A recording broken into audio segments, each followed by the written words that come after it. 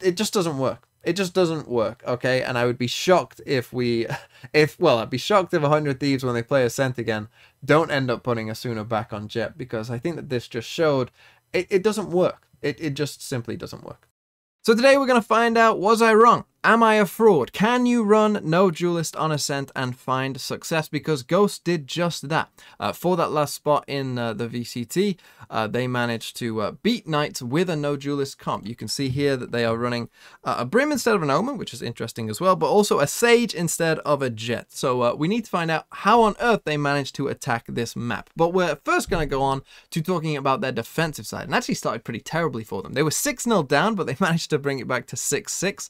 So we're just going to take a look at a couple defensive rounds first, because this round I think is pretty interesting. Round number 8 here. So it's 6-1 to Knights, as you can see. And what's going to happen here, I'll just quickly talk about the defensive setup, because it was actually quite normal, their defensive setup. Generally what you'll see is you'll see the Brim and the KO on A, which they did start with here, the Silver and Killjoy on B together, and the Sage was kind of replacing the Jet as kind of, you know, a wandering op agent. That's what they were doing. And so actually the defensive setup was kind of normal, just replaced with different agents. But what we're going to get here, as you're about to see, is actually an Astra ult onto this B site. But the spike is actually over on A for Knights. So they're going to run a bit of a fake here. There has been some bullets traded before.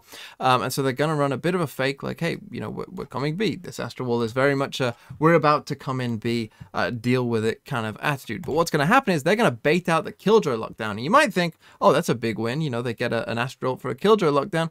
That's a win for Knights. But the thing is, this Killjoy lockdown kind of actually causes them a problem, because they want to run a fake. You know, the idea here is that, you know, all these people will flood over here, right? But because of this Killjoy lockdown, they aren't going to flood over there, because when you think about it, if these people aren't running in straight away and there's no way they can destroy this Killjoy lockdown, they can't go B.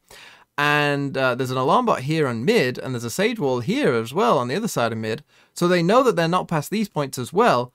And so it means that these two players here just have to stay and guard this. There's no reason to go anywhere else, because they know everywhere else is secure. So, you know, they can just stay there, which is obviously a problem, because you're trying to run a fake and there's only 3 of you here. And, you know, that might be difficult for you. And so that is exactly what happens. Those two players just stay here. You've got the Sage in there. They smoke it off as well with the Brim. Scuba actually manages to do something very odd, which is walk through this smoke, and the Sage is caught completely off guard by it and actually dies. But a Proto is able to trade that out. But then a Proto has also heard what the Sage and Jet have done is they've done this little Sage roll where you boost yourself up over the Brim smoke, and he's heard that. And so what he's going to do is he's going to Brim ult in here, as we're about to see. So there goes the Brim ult, and now this causes obviously a big problem in that the Jet dashes forward and tries to take a fight, but the Sage obviously can't join, so the Sage just runs away, and so you end up with a 1v1 that, again, a Proto does really well, and he's able to win. Then the awareness is really good here, because the Sage wall has gone down. He feels it. He feels that that might be the case, and whilst that's gone on as well, the Alarm Bot and Nano Swarm now from the defensive Killjoy have gone off, as this Killjoy is pushing up mid, so they know where these last two players are. You know, they know that the Sage walled this. They know that the Killjoy must be in mid now, because the Alarm Bot just went off, so they know where the last two players are. But this round is going to play out pretty interesting, because the Sova here is going to find perhaps the worst timing to drop off this little thing there, and so misses the shot, and then Frosty wide swings and gets the kill. So we end up in a 3v2, and they're going to go back towards this B site. But we need to talk about how Knights are going to play this, because I think they do misplay this 2v3 scenario. In general, when you're in a 2v3 like this, you want to play a bit risky. You know, the odds aren't with you. You know, if everyone trades a kill, you'll end up losing the round. So you want to play a bit risky. And they do play a bit risky, but they don't play it risky enough, because Ziv ends up in this position here. And you can see straight away, he's worried about a lot of different angles. He doesn't know where to look. Okay. And that is the problem with how they set this up. Okay. And I'll talk about what they perhaps should have done instead. But basically what ends up happening is he's looking the wrong way and he dies. Okay. And this is just something that they can't really do. You can't get into this situation where you're looking in multiple directions, because obviously there's only 2 of them, but there's 3 ways that the other team could come from, right? So you can't guard all 3. And they just got stuck into a bad situation. So basically they have 2 options, okay? They can't really do what they did. They either have to stay back here on site, because if you stay back here, there is only 2 ways that they can come from. And so one of you can guard each of the ways that they come from. And that's okay. You just have to hope that your aim is really on and you can find multiple kills before you get traded. Or as I said, generally you do want to play risky in these 2v3s. Or what they could have maybe done is this Killjoy just kind of has to live, and the Sage pushes through and tries to find a fight. You know, tries to make it a 2v2. That's that other option they have. You can't really stay there because what'll happen will happen, right? Because you'll just end up looking the wrong way. You're just guessing at that point, and you end up dying, and then the Killjoy tries to escape but also dies as well, and Knights take the round. So an interesting little round there. Well played by Ghost, but Knights, you know, did slightly misplay there at the end. And now let's come to round number 10. And in this round, Ghost are going to start off with the very normal Brim Smoke, one way, KO knife on A main. Pretty much every team is doing that right now. But actually, Knights are going to go for a bit of an A split. They're going to come down mid here instead. But we need to see the power of the Sage in this round, because Sage is going to win in this round pretty much solo anyway, so what they do, they get a Sova Dart in here, and they're about to actually Sova ult down here and find a kill with that Sova ult, and then, you know, the idea is we'll go off the back of that. But whilst that Sova is ulting, we get this Sage Wall, and this Sage Wall is pretty much going to really help them win this round. Okay, and you'll see what I mean, because that Sage Wall means that they know that they can both just rotate in here. So when this Brim dies, what you're gonna see is both the Sage and the KO know, if this wall is still up, we can just fight this. We can divert all of our attention. The Killjoy is coming as well. All of them can just divert all of their attention to this and not have to worry about this at all. And that is really, really important for the way that this round shakes out.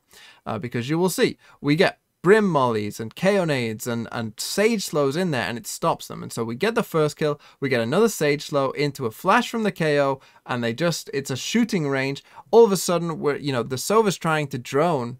You know, again, a nice idea, but because they didn't destroy that wall, because the Sova couldn't really have destroyed that wall because he was ulting, you know, it caused them a big problem, and it allowed Ghost to just, you know, all focus their attention on that one small area of the map. And if their comp is good at anything, it is dealing with a small, tight area of the map, because as we saw with those Sage slows and KO mollies, Brim mollies, you know, that's going to cause a lot of problems. And this round actually just ends up with them trying to save, but they end up dying in the end to the Sage as well. So really well played by Ghost, and we saw the potential power of the Sage on this map, I think, in that round. But now let's come to the good stuff, and that is how Ghost managed to attack on Ascent without a Duelist. How on earth did they even manage to win a couple of rounds? And they won 6. It goes to overtime this game. But they won 6 rounds. And I think the pistol round actually is a pretty good example of what actually went on in terms of, I think that this kind of strategy worked for this game. I'm not sure that this is really repeatable, and I'll explain why. It has a lot to do with the way that Knights played on their defensive side. Let me explain. So what Ghost are going to do a lot of rounds on their attacking side is this. They're going to group up as a big group here, and they're going to run down here. They're going to Brim Smoke this, they're going to Brim Smoke this, they're going to Brim Smoke this, they're going to Sage Wall this, and they're just going to try and do a little B split here. This was kind of their main, you know, way of attacking the map. But the thing is, Knights gave them a lot of space, okay? And you can see the pistol round is a good kind of setup for the rest of these attacking rounds as well, because you can see Knights here are super deep. They're playing a pretty extreme pistol, which I'm not a great fan of anyway, because in general, let's just assume that most teams are going to stack up, at least in a 4-stack, maybe a 5-stack, on pistol rounds. So that's very, very common to do. So let's say they come to A and you have these 2 players here who are in like a 2v5 who can run away, but, you know, support isn't coming anytime soon. Or if they come to B as a 5-stack, well, you're just in a 5v3 where there's no escape. And I'm not saying that's impossible to win. You could still win that. But, you know, it's unlikely. So I don't love their defensive setup anyway here, Knights, for this pistol round. But it kind of is a good theme. So what we're going to get from the side of Ghost here, they're going to do this. Dart in here. The knife's going to land there. They clear out this area, right? That's what they want to do. They just want to clear out this, see if anyone's in there and how many people they have to fight in there. And they're just going to go, right? They've smoked off the other side of mid. In they go. Here are 4 players. In they go. They've Brim Smoke, Sage Wall. They get the Brim Stimmy going as well. So they're really running it in. Then we're about to get this great little KO molly coming in here. And so they're in deep, pretty deep onto the site. Great KO molly to the back.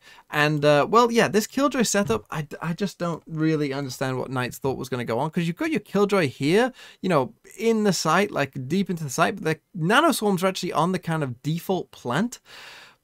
I don't know when like they were expecting to use those though. Like it seems like a bit of a waste because this Killjoy is obviously going to have to fight before the chance of those nanoswarms going off. You can see the alarm button; it's all down there. Doesn't really make much sense, but anyway, they come in onto the site, and the normal thing, what you're probably expecting to happen, happens. 3 of them die. They manage to kill 2. It's kind of what you probably think is the most likely outcome of a 5v3 on a pistol round. So we end up in a 3v2. And again, this is still winnable. It's not like out of the realm of possibility. You know, the Sage goes probably a bit before they should have there because the Astra wasn't quite ready. The Astra is going to manage to get 1 kill, but then get traded out as they go for this second one. So yeah. Some things by Knights here I don't think made too much sense, and I think particularly against Ghost and their comp, it didn't really work at all. And now let's come to round number 18, and as I said, this round is going to play out very much similarly to the pistol. We're going to see a similar kind of setup, right, where you got the Sova Dart over here, you got a KO Flash, you got the Brim Smoke down here, this KO Knife's going to land in here. It's all very similar stuff. This is generally how Ghost went about attacking this map, and the problem is that Knights just gave them so much space to do that, right? Like, how often have you seen a Sage just run up like that, you know, with no regard for what's going on? And it's going to be a pretty nice attacking round here from the side of Ghost. But I really do have to question what Knights were trying to do because they just gave them so much space. And when you're playing against a comp that doesn't have a Duelist, their problem is going to be creating that space, right? If they're in a fight, it's going to be difficult for them to get past that, right? And if you watch the 100 Thieves versus Guard game where they got 13-0'd, you know, they really struggled to get past these choke points here. You know, this is a real big struggle. And there was options available to Knights to stop this as well. You can close this door as a delay potential and give you more info whether they're actually coming this way, right? But they never did. They never really did close that door. And I don't know why, right? Because this was happening pretty commonly in this game, but they were just far too passive, right? This Sova is behind the smoke and this Astra is just stuck in a really bad position all of a sudden. You know, and there's no way out, essentially. The Astra does about as well as they can because the Astra is going to get 1 kill. And it's a nice little execute from the side of Ghost. You know, they got the KO ult going. They get the Sova drone well timed in there as well. The Astra does manage to get 1 kill, but then gets traded out. We're also going to get this Brim ult to make sure that no one is there, right? And so they push them off. But this is the thing. With their comp, they only need to get in onto the site. As soon as they're on the site, that's all they really needed. So we get a Sova ult as well, because this comp is really good at defending. You've got Killjoy mollies, you've got Sova shocks, you've got Brim molly, you've got KO molly, right? Like there's a ton of things they can do when the spike gets down. It's, you know, getting there, which is going to be the problem for them. And Knights just allowed them to get there far too easily. So as we run this round forward, we see another Sova ult there coming in, which gets a couple tags. Ban is about to go crazy here on Jet with the up and find 2 kills. There's one.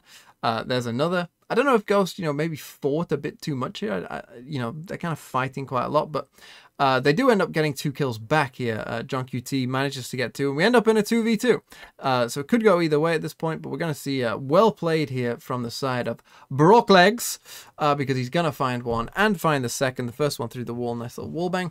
And Ghost are able to win the round. But the problem for me with Knights came in that, you know, they allowed them that space far too easily. And now let's come to round 20, and I'm showing this round basically just for this 1 kill. But again, exact same thing, right? You get the KO flash, Sova dart, the KO knife's going to land there. We've got the Brim smoke on the other side of mid. It's going to look the exact same, but this time, this KO knife is going to spot the Jet with her ult. So the Jet will get suppressed, and we're about to see one of the most absurd kills I think I've ever seen in Valorant, because we get Sage Slow into KO nade, into Brim molly, into Sova shock dart, and poor Ban, he's suppressed so he can't run away.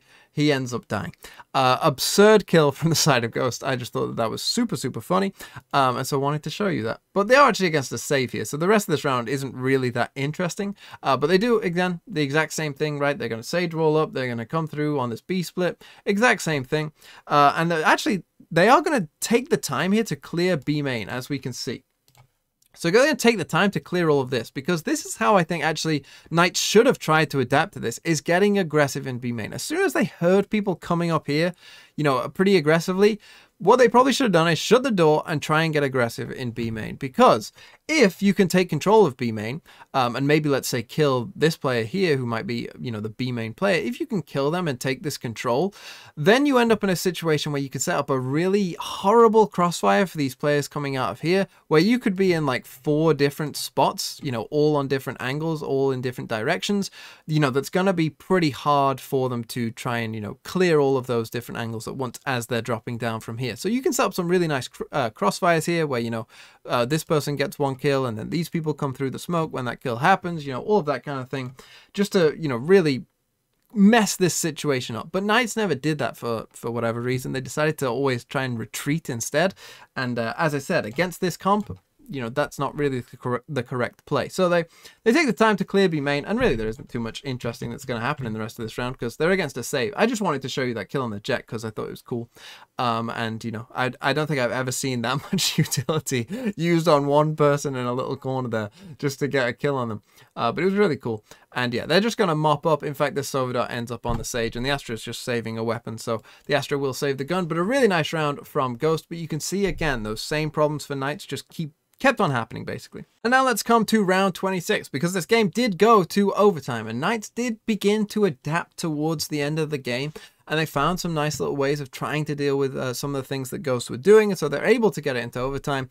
And now let's take a look at the round. Because you're going to see, again, they find a nice little adaptation here to give them an advantage, right? They do this nice little Sage wall with the Jet up peeking over this Brim smoke in mid. Because again, Ghost are going to try and do the exact same thing. But they get the first kill and it's on the Sage as well. And I was thinking as soon as the Sage died, well, okay, this round's probably over because the Sage is pretty important for what Ghosts are trying to do. And again, there's more adaptation, right? They're Sova droning down mid this time. They're seeing that they are there, you know, and they can react and adapt to it. But again, they're gonna turtle up and get a bit shy when it matters most, because even though they don't have this Sage wall, these three players are just gonna walk past. And again, there's no knowledge, there's nothing, right? The Killjoy is playing again as passively as can be on site. You've got this Killjoy and Nanoswarm setup like as deep as you possibly could do. And again, that is a problem. Okay, that you cannot do this. This is a team that is going to struggle to take space because of their comp, not one that's going to struggle to defend space. And so what happens is the Sova is going to get smoked off deep down here. I mean, even the Sova is just super passive. I mean, look at this. Look at this, what the Sova's looking at. Again, just super passive. And it just doesn't work, right? They're just able to walk down and they don't even know how close they are, right? So again, we get this Brim smoke and the Sova's done. You know, the Sova's out, and then the Killjoy gets suppressed there by the KO knife at backside. And now it's a 4v1 for this Killjoy. So how do you think that's going to go? Well, yeah, you just left the Killjoy to die. Again, because they were just so passive with their setups. And so they let them get in onto the site. And as I said, this comp isn't going to struggle to defend the space. It's going to struggle to take the space. But, you know, for whatever reason, Knights felt like, you know, they wanted to just give up a lot of the space. And so we end up in this situation, 4v4 retake, which again, isn't impossible to win by any means. But I just think that, you know, they just gave Ghost a leg up, essentially, Knights, by the way that they played this game. And look, Ghost are playing a weird comp, you know, they probably didn't expect Ghost to do this. And so they probably came in with that plan beforehand. But here we go. We get Nimso in this really OP position, by the way. I think that this is just super good because you can just like quickly jiggle out there and then get a kill and get out like he just did. We get a trade there, 1-for-1. Ban does get one, but he's retaking with an up now. A Proto is able to get one. A Proto gets another one. He does get traded by Ban, but then we're able to win the game for Ghost. And as I said, Knights just, their setup didn't work against Ghost, right? But I don't think that against other teams that this will necessarily work, because other teams will just probably play a lot more aggressive against you and, you know, will punish you for doing things like this. And so did it work in this one instance? Yes. Is this repeatable against multiple teams? Personally, I don't think so.